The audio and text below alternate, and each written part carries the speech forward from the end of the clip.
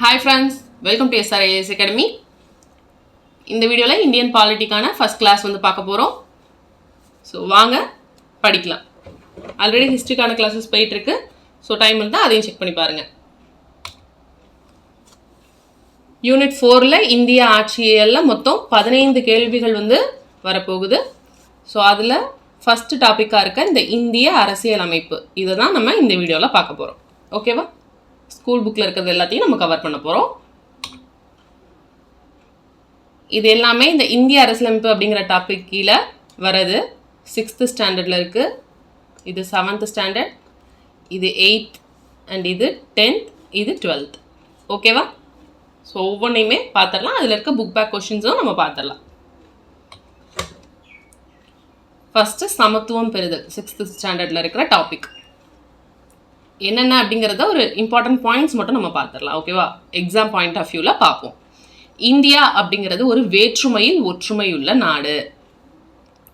ஏன்னா இந்தியாவில் பல்வேறு மதங்கள் இருக்குது, கலாச்சாரங்கள் இருக்குது, பல்வேறுபட்ட மக்கள் இருக்காங்க. ஓகேவா? வெளிநாடுகள்லேருந்து அப்பையிலேருந்து வந்து குடியேறினவங்க இருக்காங்க. ஸோ ஒவ்வொருத்தருமே வந்து வேறுபட்டவங்களாக இருக்காங்க. ஆனால் இவ்வளோ வேற்றுமையிலுமே வந்து இந்திய மக்கள் ஒற்றுமையாக இருக்காங்க. அதுதான் இந்தியா ஒரு வேற்றுமையில் ஒற்றுமை கொண்ட நாடு அப்படின்னு சொல்லப்படுது. சமத்துவம் பெறுதல். ஸோ இது கீழே இந்த சமத்துவம் வராததுக்கு என்னென்ன காரணங்கள் இருக்குது அப்படிங்கிற மாதிரி பார்க்கலாம்னா, முன்முடிவு அப்படின்னு சொல்லப்படுற இல்லை பாரபட்சம் அப்படின்னு சொல்லுவோம். ஓகேவா? பாரபட்சம் அப்படின்னா என்னென்னா, மற்றவங்களை பற்றி எதிர்மறையாகவும் தாழ்வான முறையிலையும் நினைக்கிறது தான் வந்து இந்த பாரபட்சம் அப்படிங்கிறது. அவங்கள பற்றி என்னன்னே தெரிஞ்சுக்காம இவங்க இப்படி தான் அப்படின்னு முடிவு பண்ணிட்டோம்னா அது பாரபட்சம் அப்படின்னு சொல்கிறாங்க. ஸோ இதெல்லாம் தான் சமத்துவம் வந்து கிடைக்காததுக்கான காரணங்களாக இருக்கும். மாறா கருத்து அப்படிங்கிறது, இந்த முன்முடிவு பாரபட்சம்ங்கிறது வலுவாக இருக்கிறப்போ இந்த மாறா கருத்து அப்படிங்கிறது ஒன்று உருவாகுது. ஓகேவா? இது வந்து ஒரு தவறான கண்ணோட்டம்னு சொல்லலாம், இல்லை ஏதோ ஒன்று பார்த்தினா தவறான கருத்து அப்படின்னு சொல்லலாம்.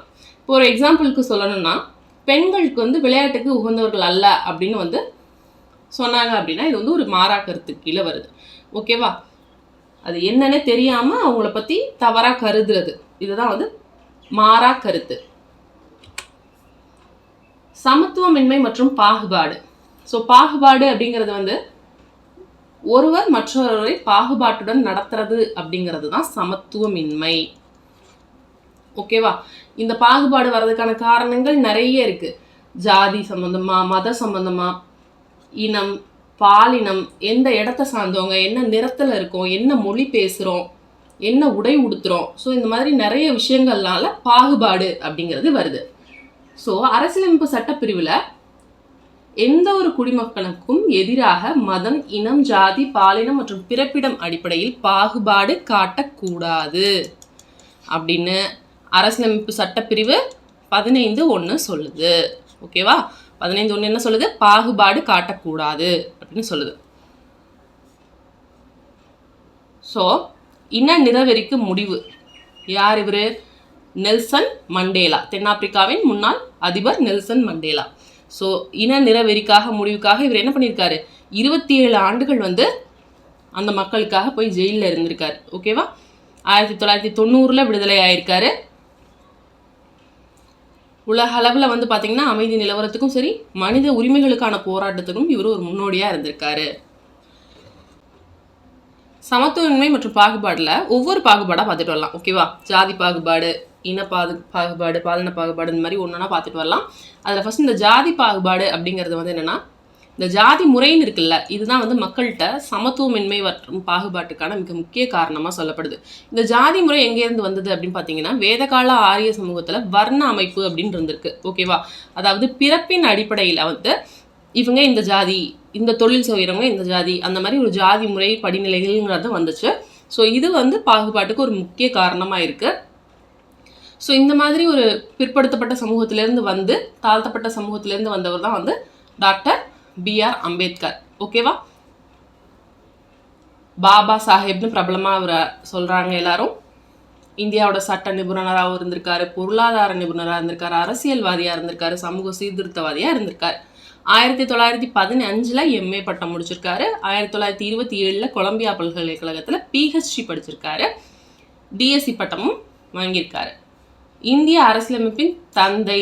இந்திய அரசியலமைப்பின் தந்தை யாருன்னு கேட்டால் என்ன எழுதணும்? B.R. அம்பேத்கர் அப்படின்னு எழுதணும். இந்திய அரசியல் நிர்ணய சபையோட வரைவு குழுவின் தலைவராக இருந்திருக்காரு B.R. அம்பேத்கர். ஓகேவா? சுதந்திர இந்தியாவின் முதல் சட்ட அமைச்சராகவும் இருந்திருக்காரு. 1990 இவர் இறந்ததுக்கு அப்புறமா அவருக்கு பாரத ரத்னா விருது கொடுக்கப்பட்டிருக்கு. இது எல்லாமே இம்பார்ட்டன்ட் பாயிண்ட்ஸ். நெக்ஸ்ட் பாலின பாகுபாடு. பாலின பாகுபாடு அப்படின்னா ஜெண்டர் அடிப்படையில் வந்து பாகுபாடு காட்டுறது. ஓகேவா? ஆண்கள் மற்றும் பெண்களுக்கு இடையில வந்து உடல்நலம், கல்வி, பொருளாதாரம், அரசியல் சமத்துவமின்மை இந்த மாதிரி வருதா சொல்கிறது தான் அந்த பாகுபாடு அப்படின்னு சொல்லப்படுது.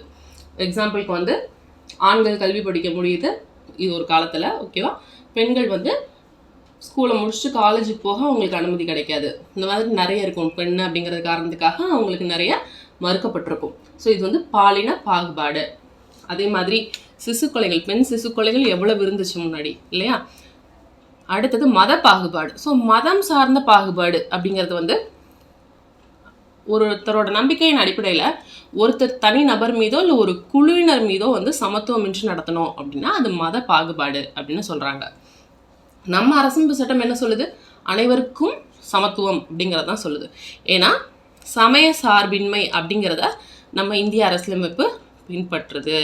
எந்த ஒரு குறிப்பிட்ட மதத்தையோ சமயத்தையோ வந்து இந்திய அரசு ஆதரிக்கலை. ஓகேவா? அதனால எல்லாருமே சமம், அனைவருக்கும் சமத்துவம் அப்படிங்கிறத அரசியலமைப்பு நமக்கு கொடுக்குது. சமூக பொருளாதார சமத்துவமின்மை. ஸோ அவங்க இடம் சம்பந்தமாக ஓகேவா? எப்படின்னா தொழில் வளர்ச்சி சில இடங்களில் கம்மியாக இருக்கும். அதே மாதிரி வேளாண் உற்பத்தி கம்மியாக இருக்கும். மனித மேம்பாடு கம்மியாக இருக்கும். இதெல்லாம் வந்து எங்கே இருக்கும் அப்படின்னா குறைந்த வருவாய் மாவட்டங்களோட தொடர்பு தான் இருக்கும். ஓகேவா? ஒரு நல்ல கிராமங்கள், ரூரல் ஏரியாலெலாம் பார்த்தீங்க அப்படின்னா இந்த இதெல்லாம் வந்து அவங்களுக்கு டெவலப்மெண்ட் இருக்காது. ஓகேவா? இதுதான் சமூக பொருளாதார சமத்துவமின்மை அப்படின்னு சொல்கிறாங்க.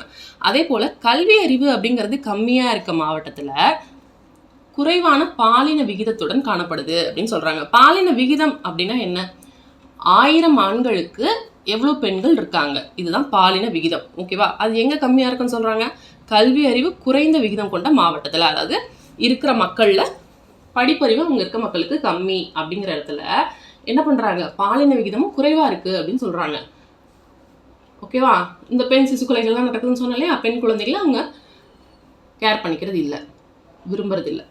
ஸோ இதான் எழுத்தறிவு விகிதம். 2011 ஆண்டு கணக்கெடுப்பின் படி மக்கள் தொகை கணக்கெடுப்பு நடந்துச்சு இல்லையா? அதில் எழுத்தறிவு விகிதம் அதிகம் உள்ள மாவட்டம், குறைவாக உள்ள மாவட்டம். ஸோ எழுத்தறிவு விகிதம் அதிகம் உள்ள மாவட்டம் வந்து கன்னியாகுமரியில் இருக்குது, குறைவான விகிதம் வந்து தர்மபுரியில் இருக்குது.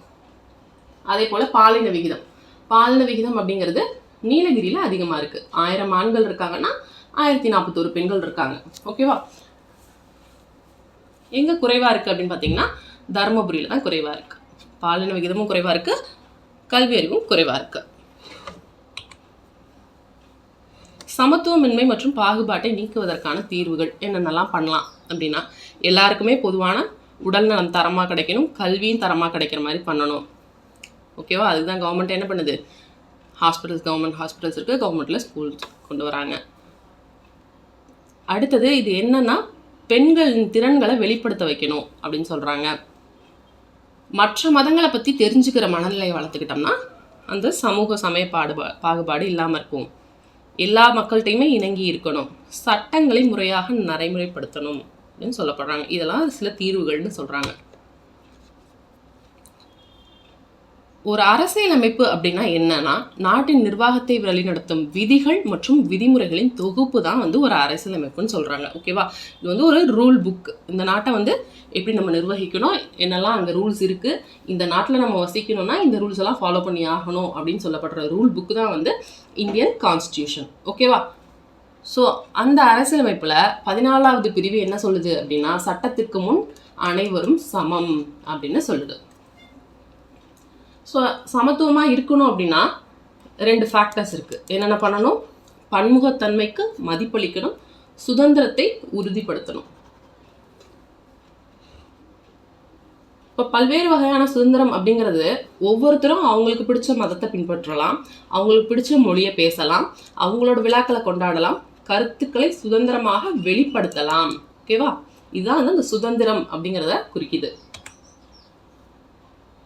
ஸோ அரசியலமைப்புங்கிறது விதிகள் மற்றும் ஒழுங்குமுறையின் சட்ட வடிவமைப்பாகும். இப்போ தான் பார்த்தோம். இதுபடி தான் ஒரு நாடு நிர்வகிக்கப்படுது.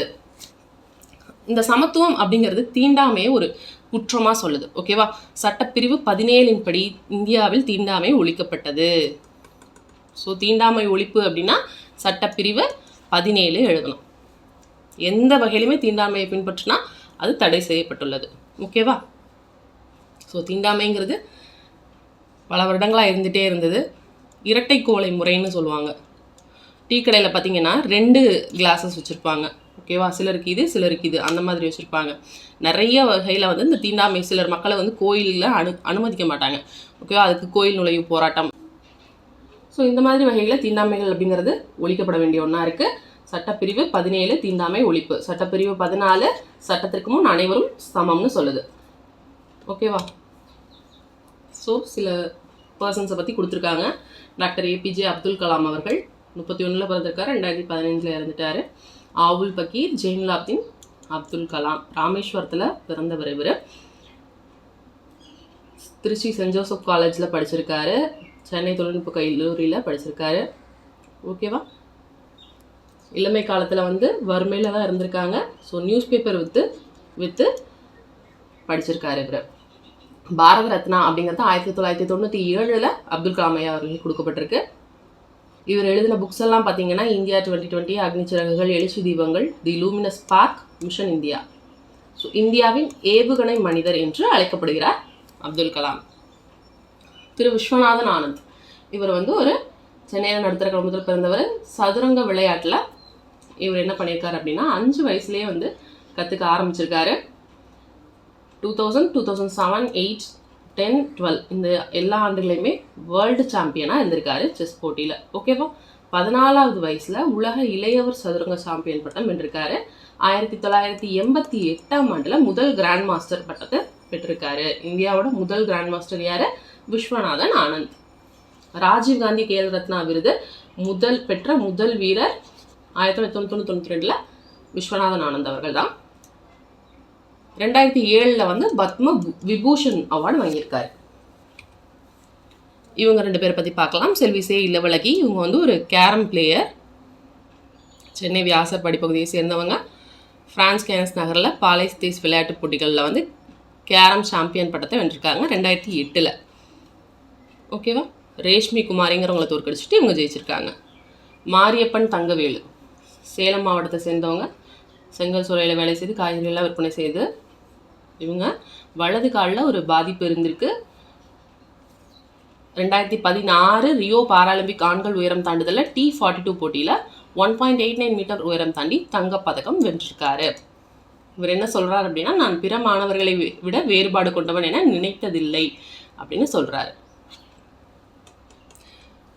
ஸோ இந்த சாதனையாளர்கள் பற்றியில் ஏன் கொடுத்துருக்காங்க அப்படின்னா, இவங்க பல்வேறுபட்ட பின்புலத்திலிருந்து வந்திருந்தாலும் வாழ்வில் வந்து பல பிரச்சனைகளை சந்தித்தும் சாதனை படைச்சிருக்காங்க அப்படிங்கிறத சொல்கிறதுக்காக தான் இவங்க 4 பேரை பற்றி கொடுத்துருக்காங்க.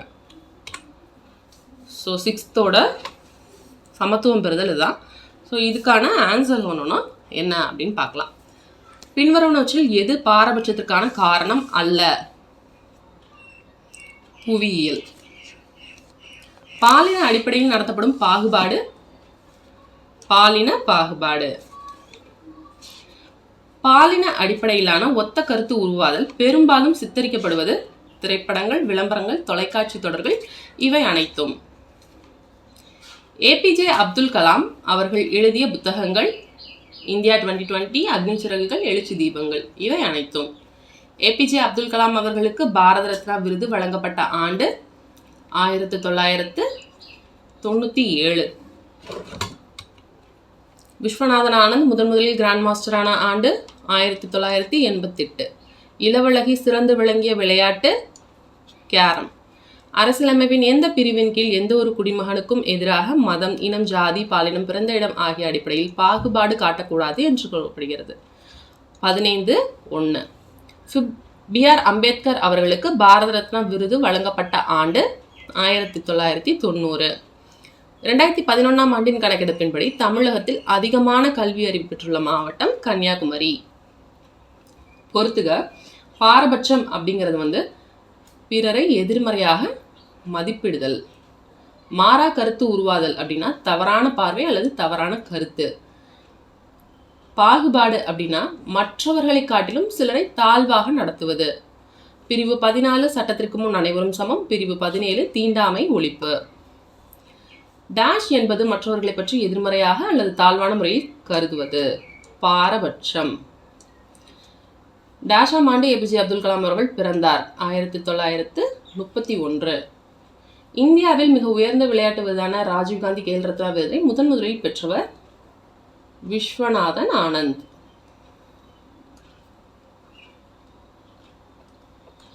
சுதந்திர இந்தியாவின் முதல் சட்ட அமைச்சர் B.R. அம்பேத்கர். 2011 ஆண்டு மக்கள் தொகை கணக்கெடுப்பின்படி குறைந்த பாலின விகிதம் உள்ள மாவட்டம் தர்மபுரி. ஓகேவா? 6th ஸ்டாண்டர்டோட முடிஞ்சிருச்சா? நெக்ஸ்ட் 7th இருக்கிற சமத்துவம் இந்த டாபிக் பார்க்கலாம். ஸோ ஆல்ரெடி ஏற்கனவே சொன்னது தான், சேம் கான்செப்ட் தான். அங்கே இம்பார்ட்டன்ட் பாயிண்ட்ஸ் மட்டும் பார்த்துடலாம். சமத்துவம் என்றால் என்ன? ஃபஸ்ட்டு, ஒரு தனி மனிதன் அல்லது ஒரு குழு வேறுபாடு காட்டி நடத்தப்படாமல் இருத்தல் அப்படின்னு சொல்லலாம். ஓகேவா? பேராசிரியர் லாஸ்கி என்ன சொல்கிறாரு அப்படின்னா, சமத்துவங்கிறது சமமாக நடத்துறது மட்டும் கிடையாது, வெகுமதி அளிப்பதிலையும் சமத்துவம் இருப்பதாகும் அப்படின்னு சொல்கிறாரு. ஸோ சமத்துவத்தின் வகைகள் என்னென்ன இருக்குது அப்படின்னு பார்க்கலாம். சமூக சமத்துவம். அனைத்து குடிமக்களும் சம தகுதியை அடைய உரிமை கொண்டவர்கள் அப்படிங்கிறது தான் சமூக சமத்துவம். ஓகேவா? வயதானவங்க இருப்பாங்க, உடல் ஊனமுற்றவங்க இருப்பாங்க, வேறு ஸ்பெஷல் கேட்டகரிஸ் பீப்புள்ஸ் எல்லாம் இருப்பாங்க. ஓகேவா? எல்லா குடிமக்களுக்குமே அந்த தகுதி, சம தகுதி, இந்த வேலைக்கு அவங்க எல்லாரும் எலிஜிபிள் அப்படிங்கிற மாதிரி இருக்கணும். அதுதான் வந்து சமூக சமத்துவம். குடிமை சமத்துவம் அப்படிங்கிறது வந்து எல்லா மக்களுக்கும், குடிமக்களுக்குமே குடியியல் உரிமைகள் கிடைக்கணும் அப்படிங்கிறது தான் குடிமை சமத்துவம். இதில் சட்டத்தின் ஆட்சி அப்படின்னு இங்கிலாந்தில் இருந்திருக்கும், அது வந்து இந்தியாவிலும் பின்பற்றப்படுது. ஸோ சட்டத்தின் ஆட்சி அப்படிங்கிற பதத்தை எடுத்து உரைத்தவர் யார் அப்படின்னா ஏவி டைசி. ஓகேவா? சட்டம் அனைவருக்கும் சமமானது அப்படிங்கிறத இந்த சட்டத்தின் ஆட்சிங்கிற பதம் உரைக்குது. அரசியல் சமத்துவம் அப்படிங்கிறது, இந்தியா வந்து ஒரு மக்களாட்சி நாடு. ஸோ இந்தியா மட்டும் இல்லாமல் மக்களாட்சி நாடுகளில் குடிமக்களுக்கு அப்படின்னு சில அரசியல் உரிமைகள் கொடுக்கப்படுது. ஸோ அதுதான் அரசியல் சமத்துவம். என்னென்ன உரிமைகள் கொடுக்கப்படுது? அவங்க வாக்களிக்கலாம், அவங்க தேர்தலில் போட்டி போடலாம், பொது அலுவலகத்தில் அவங்களுக்கு வேலைக்கு சேர்ந்துக்கலாம், அரசை விமர்சனம் செய்யறதுக்கும் அவங்களுக்கு உரிமை இருக்குது. ஸோ இதெல்லாம் வந்து சில அரசியல் உரிமைகள். 18 வயசு முடிஞ்ச எல்லாருமே வந்து ஓட்டு போடலாம். இந்தியாவுக்குள்ள வாக்களிக்கும் வயதுங்கிறது 18 பூர்த்தி அடையணும். ஓகேவா? எந்த பாகுபாடும் இல்லாமல் அவங்க எல்லாருமே ஓட்டு போடலாம், இந்திய குடிமக்கள் அனைவரும். 1952 நடைபெற்ற முதல் பொது தேர்தலிலே வந்து இந்தியாவில் பெண்களுக்கு வாக்குரிமை அளிக்கப்பட்டிருக்கு. 1952 முதல் பொது தேர்தலே கொடுத்துட்டாங்க. சுவிட்சர்லாந்தில் பார்த்தீங்கன்னா 1971 ஆண்டு தான் வந்து பெண்களுக்கு அப்படிங்கிறது வாக்குரிமை அளிக்கப்பட்டிருக்கு. ஓகேவா? அதுக்கு முன்னாடி நடந்த எலெக்ஷன்ஸ்லாம் ஜென்ஸ் மட்டும் தான் ஓட்டு போட்டுட்டு இருப்பாங்க. அதே மாதிரி 25 வயசு கம்ப்ளீட் ஆகிடுச்சு அப்படின்னா தேர்தலில் போட்டியிடலாம். ஓகேவா? ஸோ இந்த அரசியல் சமத்துவம் அப்படிங்கிறது என்னென்னா, ஒரு நாட்டில் ஒரு பிரதமரோட ஓட்டோட மதிப்பும் அதே ஒரு சாதாரண குடிமகனோட மதிப்புங்கிறது பொது தேர்தலில் ஒன்று தான். ஓகேவா? ஸோ அதுதான் அரசியல் சமத்துவம். பாலின சமத்துவம் அப்படிங்கிறது வந்து 2 பேருக்குமே ஈக்குவலாக, எந்த பாலினமாக இருந்தாலுமே சரி அவங்களுக்கு வாய்ப்புகள் வளங்கள் வந்து ஈக்குவலாக பெறணும். ஓகேவா? ஸோ உள்ளாட்சி அமைப்புகளில் 50% இடஒதுக்கீடு பெண்களுக்காக கொடுக்கப்பட்டிருக்கு, பெண்களை மேம்படுத்தும் விதமாக. யுனிசெஃப் நிறுவனம் என்ன சொல்லுது அப்படின்னா, பெண்கள், ஆண்கள், சிறுவர் ஆகியோர் சமமான உரிமைகள் வாய்ப்புகள் பெற வேண்டும் என்று கூறுவதோடு அவர்கள் ஒன்று போல் நடத்தப்பட வேண்டும் அப்படின்னு யுனிசெஃப் சொல்லுது. ஐநா சபை 2017 ஆண்டு நிலையான மேம்பாட்டோட குறிக்கோள்களில் 17 குறிக்கோள்கள் வச்சிருக்கு. அதில் 5வது குறிக்கோளாக வந்து பாலின சமத்துவம் அப்படிங்கிறது இடம்பெற்றிருக்கு. நெக்ஸ்ட் பார்க்க போகிறது வந்து மனித மாண்பு. மனித மாண்பு அப்படிங்கிறது ஒரு சுயமரியாதை. ஓகேவா? ஒவ்வொரு மனுஷனுக்கும் இருக்க செல்ஃப் ரெஸ்பெக்ட். ஒவ்வொருத்தருமே வந்து ஒரு கௌரவமான, மேலான மற்றும் சிறந்த தகுதியுடையது அப்படிங்கிறதா இந்த மாண்புங்கிறத குறிக்குது. ஸோ ஒவ்வொருத்தருக்கும் இந்த மாண்பு பெற உரியவர் தான் மனுஷருங்க எல்லாருமே அப்படின்னு போட்டிருக்காங்க. அடுத்து வாய்ப்பு மற்றும் கல்வியில் சமத்துவம். எல்லா மனுஷனுக்கும் வாய்ப்புகளும் சமமாக கிடைக்கணும், கல்வியும் சமமாக கிடைக்கணும் அப்படின்னு சொல்கிறாங்க. இந்திய அரசியலமைப்பில் என்ன சமத்துவம் இருக்குது அப்படின்னா, சட்டப்பிரிவுகள் 14 to 18 வரைக்கும் சமத்துவத்தை மக்களுக்கு கொடுக்குது. ஓகேவா? அதில் 21 வந்து இந்த சட்டத்துக்கு முன் அனைவரும் சமம்ங்கிறது 14 சொல்லியிருப்பாங்க. ஸோ அதை மேலும் வலுப்படுத்துகிற மாதிரி சட்டப்பிரிவு 21 இருக்கும். ஸோ இதுதான் அந்த 14லேருந்து 18. 14 சட்டத்துக்கு முன்னாடி எல்லாரும் சமம் அப்படின்னு சொல்கிறாங்க. 15 பாகுபாடை தடுக்குது. பொது வேலைவாய்ப்பில் எல்லாருக்கும் சம வாய்ப்பு கொடுக்கறது 16. 17 தீண்டாமையை ஒழிக்கிறாங்க. பட்டங்கள் அளித்து வேறுபடுத்தலை தடை செய்வது 18. ஓகேவா? ஸோ சமத்துவத்தை இப்படி இந்த வழியிலலாம் மேம்படுத்தலாம் அப்படின்னு சொல்கிறாங்க. ஓகேவா? நெக்ஸ்ட் கொஸ்டின்ஸ் பார்க்கலாம். பின்வருவனவற்றில் எது சமத்துவத்தின் கீழ் வருவதில்லை தான் கேட்குறாங்க. ஓகேவா? தேர்தலில் போட்டியிடலாம், பிறப்பு பாகுபாடு இல்லாமல் இருக்கிறது, சட்டத்தின் சமமாக நடத்துவது. ஸோ பணக்காரர்கள் மற்றும் ஏழைகள் இடையில் சமத்துவமின்மையை காட்டுதல், இதுதான் வந்து ஆன்சர். கீழ்கண்டவைகளில் எது அரசியல் சமத்துவம் ஆகும்? அரசியல் சமத்துவம் அப்படிங்கிறது ஸோ விமர்சிக்கலாம், மனு கொடுக்கலாம், இது எல்லாமே அரசியல் சமத்துவத்தின் கீழ் வருது. இந்தியாவில் உள்ள அனைத்து குடிமக்களுக்கும் வாக்களிக்கும் உரிமை வழங்கப்படும் வயது 18 வயது. ஜாதி, பணம், மதம் ஆகியவற்றின் அடிப்படையில் உருவாக்கப்பட்ட சமத்துவமின்மை அப்படிங்கிறது மனுஷனால் உருவாக்கப்பட்டது தான் இந்த சமத்துவமின்மையெல்லாம். சுவிட்சர்லாந்தில் எந்த வருஷத்தில் பெண்களுக்கு வாக்களிக்கும் உரிமை கொடுத்தாங்க அப்படின்னா 1971 கொடுத்துருக்காங்க. குடிமை சமத்துவம் அப்படிங்கிறது சட்டத்துக்கு முன் அனைவரும் சமம் அப்படின்னு சொல்லுது. ஓகேவா? டேஷ் முதல் டேஷ் வரையிலான இந்திய அரசியலமைப்பு சட்டப்பிரிவுகள் சமத்துவ உரிமையை குறிக்கின்றன. 14 18 வரை. தேர்தலில் போட்டியிடும் உரிமை அப்படிங்கிறது ஒரு அரசியல் உரிமை. சமத்துவம் என்பது முதலாவதாக சமூக சிறப்புரிமை இல்லாதது. ஓகேவா? சமூக சிறப்புரிமை இல்லாதது. நெக்ஸ்ட் 7th டாபிக் முடிஞ்சு 8th பார்க்கலாம். சமய சார்பின்மையை புரிந்து கொள்ளுதல். ஓகேவா? ஸோ ஜவஹர்லால் நேரு என்ன சொல்கிறாரு அப்படின்னா, இந்தியாவில் பல்வேறு நம்பிக்கைகளை சமமாக போற்றி மதிக்கப்படும் இடமாக இருப்பதோடு ஒரே தேசிய கண்ணோட்டத்தையும் கொண்டிருக்கும் அப்படின்னு சொல்கிறாரு. இந்தியாவில் பல்வேறு மதங்களும் பல்வேறு நம்பிக்கைகளும் இருக்குது, ஆனாலும் ஒரே தேசிய கண்ணோட்டம், இதுதான் அந்த வேற்றுமையில் ஒற்றுமைன்னு சொல்கிறோம். ஓகேவா? இந்த சமய சார்பின்மை அப்படிங்கிறது ஒரு லத்தீன் சொல். ஓகேவா? செக்யூலம் அப்படிங்கிற சொல்லிருந்து பெறப்பட்டது. ஓகேவா? செக்யூலரிசம் அப்படின்னு சொல்லுவாங்க. ஸோ ஆங்கில பத்திரிகை எழுத்தாளரான ஜார்ஜ் ஜேக்கப் ஹோல்யோக் அப்படிங்கிறவர் தான் இந்த செக்யூலரிசம் அப்படிங்கிற வேர்டை உருவாக்கியிருக்காரு. சமய சார்பின்மை. ஓகேவா? இந்தியா வந்து சொன்ன மாதிரி பல சமயங்கள் சார்ந்த கலாச்சாரங்கள், பண்பாட்டு நம்பிக்கைகள் எல்லாமே இருக்குது, பலது இருக்குது. அதில் குறிப்பாக இந்து, சமணம், புத்தம் மற்றும் சீக்கியம் இந்த மதங்களோட பிறப்பிடம் வந்து இந்தியா தான். ஓகேவா? ஸோ இப்போ பல்வேறு சம்மந்தப்பட்ட மக்கள் வந்து அமைதியோட நீண்ட காலமாக வாழ்ந்துட்டு இருக்காங்க. சமய சார்பின்மைக்கு என்ன நோக்கம் அப்படின்னு பார்த்தோம்னா, சமய நம்பிக்கை கொண்டவர்களும் சரி மற்ற எந்த சமயத்தையும் சாராதவர்களும் அமைதியுடன் இணக்கமாக வாழ்வதற்கான சமூகத்தை உருவாக்குவது தான் சமய சார்பின்மையோட நோக்கமாக இருக்குது. நீங்கள் எந்த சமயத்தை சார்ந்தவங்களாகவும் இருக்கலாம், இல்லை நாத்திகவாதியாகவும் இருக்கலாம், எனக்கு சமயமே பிடிக்காது, எந்த மாதிரி இருக்கலாம். ஆனால் இந்த பல்வேறுபட்ட மக்களும் அமைதியுடன் இணக்கமாக வாழணும். அதுதான் வந்து இந்த சமய சார்பின்மைங்கிறதுக்கு நோக்கமாக இருக்குது.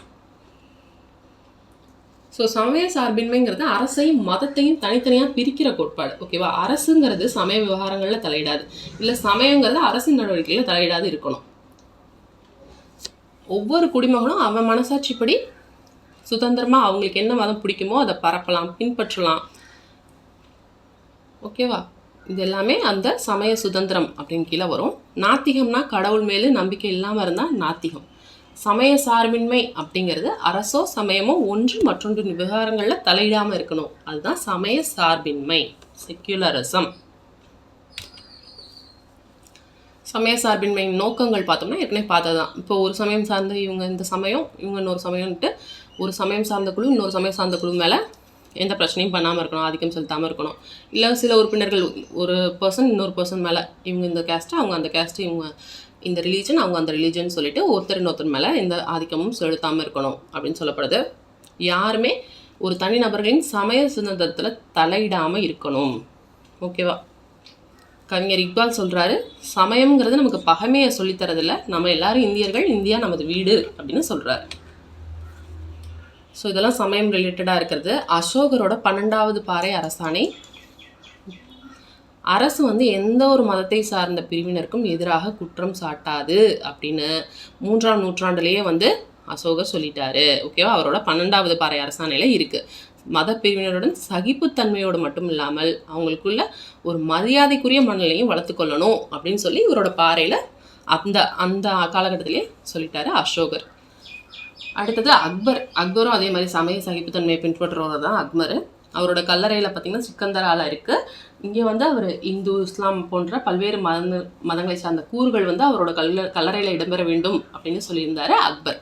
ஸோ முகலாய பேரரசு அக்பர் வந்து தீன் இலாஹி அப்படிங்கிற ஒரு தெய்வீக நம்பிக்கை கொண்ட ஒரு மதத்தை பின்பற்றுவார். ஓகேவா? அவரே உருவாக்கியிருப்பார். ஸோ கடவுளுங்கிறது ஒருத்தர் தான் அப்படிங்கிறது தான் அதோட கான்செப்டாக இருக்கும். அதே போல் சுல் இ குல் அப்படின்னு அனைத்து சமயத்தினரிடையே அமைதி மற்றும் நல்லிணக்கம் கொண்ட சமய சகிப்புத்தன்மைக்கு எடுத்துக்காட்டாக இது இருக்குது அக்பரோடதுக்கு. கஜுராஹோவில் வந்து இது வந்து இந்து கோயில். இது என்ன இருக்குது அப்படின்னா, இந்து கோயிலில் இருக்கிற கோபுரம், சமண விதானம், புத்த ஸ்தூபி, இஸ்லாமிய பாணியிலான குவி மாடம், இந்த மாதிரி எல்லா கலைகளுமே வேறு மதங்களை சார்ந்த கட்டிட பாணிகளுமே இந்த கஜுராஹோவில் இருக்குது. ஸோ இது எல்லாமே சமய சார்பின்மை, சமய சகிப்புத்தன்மை, எல்லா மதங்களும் ஒன்று கூடி எல்லா மக்களும் ஒன்றா இருக்கணும் அப்படிங்கிறத எடுத்து காட்டுது. ஸோ சமய சார்பற்ற நாடாக இருக்குது அப்படின்னா என்னென்னலாம் இருக்கணும்னா, சுதந்திர கோட்பாடு, அரசு எந்த ஒரு சமயத்தையும் பின்பற்றக்கூடாது, சமத்துவ கோட்பாடு, எந்த ஒரு சமயத்துக்கும் முன்னுரிமை அளிக்கக்கூடாது, எல்லா சமயத்தையும் ஒரே மாதிரி தான் பார்க்கணும். ஓகேவா? நடுநிலை கோட்பாடுனா சமய விவகாரங்களில் தலையிடுறப்போ அரசு நடுநிலையாக இருக்கணும். ஒரு சமயத்துக்கு ஆதரவாகவும் ஒரு சமயத்துக்கு எதிராக அந்த மாதிரிலாம் இருக்கக்கூடாது. இதுதான் வந்து ஒரு சமய சார்பற்ற நாடு அப்படின்னு சொல்கிறதுக்கான தகுதிகள். 1950ஆம் ஆண்டு இந்தியாவில் வந்து பார்த்திங்கன்னா 1949 நவம்பர் 26 இந்த தேதியில் வந்து அரசியலமைப்பு அப்படிங்கிறது ஏற்றுக்கொள்ளப்பட்டிருக்கும். 1950 ஜனவரி 26 குடியரசு நாள் சொல்கிறோம் இல்லையா, இதுலேருந்து தான் நடைமுறைக்கு வந்திருக்கும் அரசியலமைப்பு அப்படிங்கிறது. ஸோ இப்போ அந்த சமயத்தில் 1950 இந்த சமய சார்பற்ற அப்படிங்கிற வேர்டு வந்து இந்திய அரசியலமைப்பில் சேர்க்கப்படலை. 1976 என்ன பண்ணியிருப்பாங்க அப்படின்னா, 42வது சட்ட திருத்தத்தின்படி இந்திய அரசியலமைப்போட முக உரைன்னு இருக்கிறது திருத்தப்பட்டிருக்கும். அப்போ இந்த சமய சார்பற்ற அப்படிங்கிற வேர்டு வந்து அதில் சேர்க்கப்பட்டிருக்கு. ஓகேவா? இந்தியாங்கிறது ஒரு இறையாண்மை கொண்ட சமதர்ம சமய சார்பற்ற மக்களாட்சி குடியரசு. Important point. ஓகே, இந்த சமய சார்பற்ற அப்படிங்கிறது வந்து யாருக்கு இந்த உரிமைகள் வழங்கப்பட்டிருக்கு அப்படின்னு பார்த்தீங்கன்னா, இந்தியாவில் வாழ்கிற வெளிநாட்டவருக்கும் இந்த உரிமைகள் வழங்கப்பட்டிருக்கு. ஓகேவா? வெளிநாட்டுக்காரங்க என் சமயத்தை நான் இந்தியாவில் பின்பற்றுறேன்னு சொன்னால் தாராளமாக நீங்கள் பின்பற்றலாம். அதுவும் அந்த உரிமையை அவங்களுக்கு வழங்கப்பட்டிருக்கு. இதை வந்து எப்போ சொல்கிறாங்க அப்படின்னு பார்த்தீங்கன்னா, ரத்திலால் பஞ்சந்த் வழக்கு அப்படிங்கிறது 1954 நடந்திருக்கு பம்பாய் மாநிலத்தில். ஸோ உச்சநீதிமன்றத்தால் இது வந்து அவங்களுக்கு சொல்லி காட்டப்படுது. இந்தியாவில் வாழும் வெளிநாட்டவரும் இந்த சமய சுதந்திரம் அப்படிங்கிறது வழங்கப்படுது அப்படின்னு சொல்கிறாங்க. ஸோ இதெல்லாம் இந்த அரசியல் பிரிவுகள் சமயம் சம்பந்தமாக பிரிவு 15 வந்து பாகுபாடு காட்டக்கூடாது எந்த சமயம் சம்பந்தம் அப்படின்னு சொல்கிறாங்களே. 16 பொது வேலைவாய்ப்பு கொடுக்கணும். 25(1) எந்த ஒரு சமயத்தினையும் ஏற்கவும் பின்பற்றவும் பரப்பவும் உரிமை வழங்கப்படுகிறது. நிர்வகிக்கிற சுதந்திரம் கொடுக்குறாங்க. 26 அரசு வந்து எந்த ஒரு குடிமகனையும் வரி செலுத்த சொல்லக்கூடாது. அதாவது சமயம் சார்ந்து இப்போது ஜிசியான்னு ஒரு வரி கேள்விப்பட்டிருப்பீங்க. ஓகேவா? முகலாயர்களில் இருந்திருக்கோம். அதுக்கு முன்னாடி குத்தும் டெல்லி சுல்தான்லேயே கொண்டு வந்திருப்பாங்க. ஜிசியா அப்படிங்கிறது வந்து என்னன்னா, முஸ்லீம் அல்லாத மக்கள் மீது தலைக்கு இவ்வளோ வரியும் விதிக்கப்படுற வரி தான் அது வந்து ஜிசியா வரி அப்படிங்கிறது. இது வந்து சமயம் சார்ந்த வரி. ஓகேவா?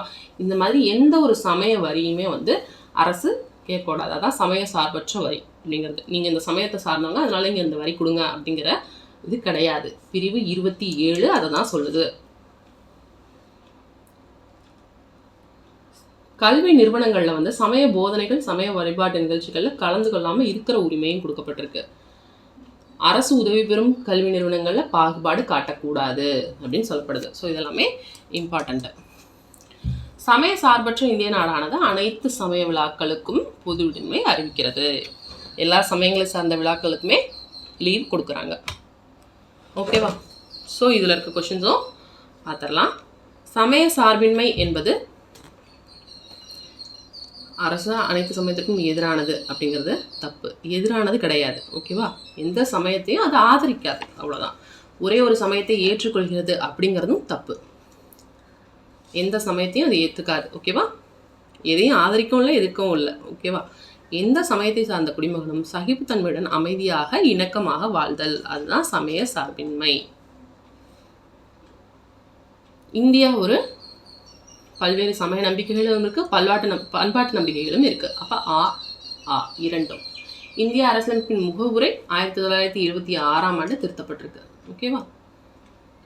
பின்வருவனவற்றில் எது இந்தியாவை சமய சார்பற்ற நாடாக விவரிக்கிறது அப்படின்னு பார்த்தீங்கன்னா அரசியலமைப்பின் முகவுரை. இதுதான் திருத்தப்பட்டு சமய சார்பற்ற அப்படிங்கிற வேர்டு சேர்க்கப்பட்டிருக்கும்.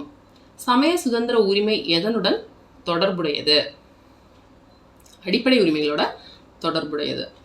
பிரிவு 28 என்ன சொல்லுது அப்படின்னா, சமய போதனைகள் கல்வி நிறுவனங்கள்ல செய்யக்கூடாதுன்னு தடை செஞ்சிருக்கு. ஒரு நாடு சமய சார்பற்ற நாடாக எப்போது கருதப்படும் எனில், ஒரு குறிப்பிட்ட சமயத்திற்கு முக்கியத்துவம் அளிக்காமல் இருந்தால் அப்பதான் அது சமய சார்பற்ற நாடு அப்படின்னு நம்ம சொல்ல முடியும். சமயம் நமக்கு எதை போதிக்கவில்லை? பகைமையை போதிக்கவில்லை. இக்பால் சொல்றாரு இல்லையா, அது சமய சார்பின்மை ஜனநாயகத்தின் ஒரு பகுதி. அது சம உரிமைகளை அளிக்கிறது. டேஷ் என்பது கடவுள் மற்றும் கடவுள்கள் மீது நம்பிக்கை அற்று இருப்பது. நாத்திகம். கடவுள் நம்பிக்கை இல்லாமல் இருந்தா நாத்திகம். நமது அரசியலமைப்பின் அடிப்படை நோக்கம் தேசிய ஒருமைப்பாடு மற்றும் ஒற்றுமையை ஊக்குவிப்பது. தேசிய ஒருமைப்பாடு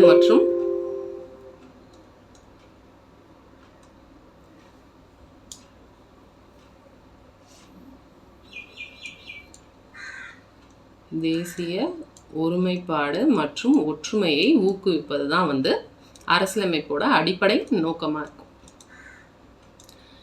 பிரிவு 15 சமயம், ஜாதி, பாலினம் அல்லது பிறப்பிடம் ஆகியவற்றின் அடிப்படையில் பாகுபாடு காட்டுவதை தடை செய்கிறது. பிரிவு 15. ஓகேவா? சரியா தவறான்னு கேட்குறாங்க. இந்திய நாட்டிற்கென ஒரு சமயம் உள்ளது, இது தப்பு. சமய சார்பின்மை என்ற சொல் கிரேக்க மொழியிலிருந்து பெறப்பட்டது, இது தப்பு. லத்தீன் மொழியிலிருந்து பெறப்பட்டிருக்கும். ஓகேவா? முகலாய பேரரசர் அக்பர் சமய சகிப்புத்தன்மை கொள்கையை பின்பற்றினார் என்பது சரி. சமண சமயம் சீனாவில் தோன்றியது, இது தப்பு. இந்தியாவில் தோன்றியிருக்கும். இந்திய அரசாங்கம் அனைத்து சமய விழாக்களுக்கும் விடுமுறை அறிக்கிறது, இது கரெக்ட். நெக்ஸ்ட், நாத்திகம் அப்படிங்கிறது கடவுள் நம்பிக்கை இல்லாமல் இருக்கிறதுக்கு பேர் தான் நாத்திகம். குழந்தைகள் தான் வருங்கால குடிமக்கள். தீன் இலாஹி அப்படிங்கிறது தெய்வீக நம்பிக்கை. அரசியல் அமைப்பு 1950 ஏற்றுக்கொள்ளப்பட்டது, நடைமுறைக்கு வந்தது. ஹோல்யோக் தான் செக்யூலரிசம் என்ற பதத்தை உருவாக்கினார். ராஜாராம் மோகன் ராய் ஒரு சமூக சீர்திருத்தவாதி. சரியான குற்றை தேர்ந்தெடுக்கன்னு கொடுத்துருக்காங்க. ஸோ இந்தியா போன்ற சமய பன்முகத்தன்மை கொண்ட சமூகத்திற்கு சமய சார்பின்மை விலைமதிப்பற்ற ஒன்றாகும். கரெக்டு. சமய சார்பற்ற என்ற சொல் 1950 குறிப்பிடப்படலை அப்படின்னு சொல்கிறாங்க, அதுவும் கரெக்டு. அரசியலமைப்பு பிரிவு 26 ஒரு குறிப்பிட்ட சமயத்திற்காக வரி செலுத்துவதற்கு ஊக்கமளிக்கிறது, இது தப்பு. அக்பரின் கல்லறை ஆக்ராவில் இருக்கிற சிக்கந்தராவில் இருக்கிறது. ஸோ 1, 2, 4 இதெல்லாம் கரெக்டு. ஒரு வெளிநாட்டவர் இந்தியாவில் தனது சமயத்தை பின்பற்றலாம், கூற்று சரி. அரசியலமைப்பில் உறுதியளிக்கப்பட்டுள்ள சமய சுதந்திரம் இந்தியர்களுக்கு மட்டுமல்லாமல் வெளிநாட்டவருக்கும் உண்டு. ஸோ ரத்திலால் பன்சந்த் வழக்கு பார்த்தோம் இல்லையா, ஸோ இதுவும் கரெக்ட். கூற்று சரி, காரணம் சரி. காரணம் கூற்றை விளக்குகிறது. இந்தியாவில் சமய சார்பின்மை என்ற கொள்கை மிக்க மதிப்புள்ளதாகும். இந்தியா பல்வேறு சமயம் மற்றும் பன்முக கலாச்சாரம் கொண்ட நாடாகும். ரெண்டுமே சரி. தவறான இணையை தேர்க. தீன் இலாஹி அப்படிங்கிறது ஒரு புத்தகம் போட்டிருக்கு, ஸோ இதுதான் ஆன்சர். தப்பு. ஏன்னா தீன் இலாஹிங்கிறது ஒரு மதம். ஓகேவா? ஒரு கடவுள் அப்படிங்கிற ஒரு கோட்பாடு கொண்ட ஒரு தெய்வீக நம்பிக்கை. ஸோ ஒரு புத்தகம் அப்படிங்கிறது தப்பு. அக்பரால் கொண்டு வரப்பட்டிருக்கும். கஜுராஹோ இந்த கோயில், பாறைக்கல் வெட்டு, அசோகர் கொண்டு, இக்பால்ங்கிற ஒரு கவிஞர், இதெல்லாம் கரெக்டு. ஓகே, அவ்வளோதான். இதில் நம்ம 6th, 7th, 8th ஃபுல்லாக முடிச்சிட்டோம். ஓகேவா? இந்திய அரசியல் அமைப்பு அப்படிங்கிற டாபிக் கீழே சமத்துவம் பெறுதல், சமய சார்பின்மை, புரிந்து கொள்ளுதல். ஸோ இதெல்லாம் பார்த்து முடிச்சிட்டோம். இன்னும் வந்து 10th 12th இருக்குது. இந்திய அரசியலமைப்பு அப்படிங்கிற டாபிக்ஸ் வந்து பேலன்ஸ் இருக்குது. அதை பார்ட் 2 வீடியோவாக பார்க்கலாம். ஓகேவா? இதுவே வந்து லென்த்தியாக இருக்குது வீடியோ. ஸோ பார்ட் 2வாக பார்க்கலாம். அதுலேயும் என்னென்ன டாபிக்ஸ் இருக்குது, என்னென்ன புக் பேக் கொஷின்ஸ் இருக்குது, எல்லாத்தையுமே டிஸ்கஸ் பண்ணிடலாம். ஓகே. ஸோ ஹோப் இந்த வீடியோ உங்களுக்கு யூஸ்ஃபுல்லாக இருந்திருக்கும் அப்படின்னு நினைக்கிறேன். தொடர்ந்து நம்ம சேனலில் பாருங்கள் அண்ட் உங்கள் ஃப்ரெண்ட்ஸ்க்கும் ஷேர் பண்ணுங்கள். தேங்க்ஸ் ஃபார் வாட்சிங். Happy learning. All the best for your studies.